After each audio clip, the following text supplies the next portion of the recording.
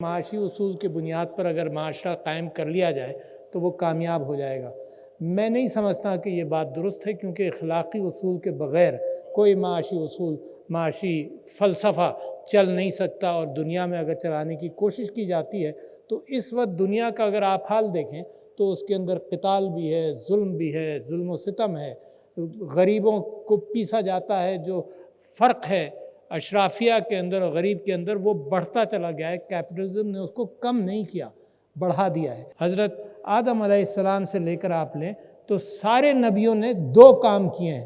میں اس پر مصر ہوں آپ کے ساتھ کہ صرف 2 کام کیے ہیں سب سے زیادہ۔ ایک تو یہ کہ انہوں نے انصاف قائم کرنے کی کوشش کی، اور دوسرا یہ کہ غریبوں کا خیال رکھا۔ میرے نبی صلی اللہ علیہ وسلم نے ایک ٹیم بنائی، سب سے بڑا کام یہ کیا کہ ٹیم بنائی۔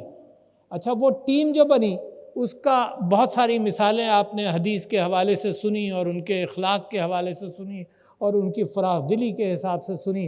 اور اس ٹیم نے صرف کہاں وہ ٹیم بنی؟ وہ وہاں ٹیم بنی جہاں اشرافیہ کی حکمرانی تھی، جہاں ظلم تھا، جہاں جبر تھا، جہاں ایکسپلائٹیشن تھی، وہاں پر وہ ٹیم بنائی۔ اور یہ جو سٹرگل ہے ہمیشہ سے، وہ اشرافیہ کا اور عوام کا ہے، اور وہاں سے وہ ٹیم بنائی جس نے جو انقلاب لے کر آئی دنیا کے اندر، 20 سال اور 25 سال کے اندر دنیا کے اندر فرق پڑ گیا۔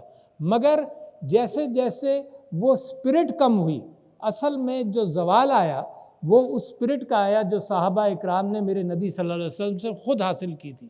اور میرے نبی صلی اللہ علیہ وسلم کی حدیث میں بھی آتا ہے کہ وہ خود بھی فرماتے ہیں کہ اس کے بعد آہستہ آہستہ ایک زوال بھی آئے گا۔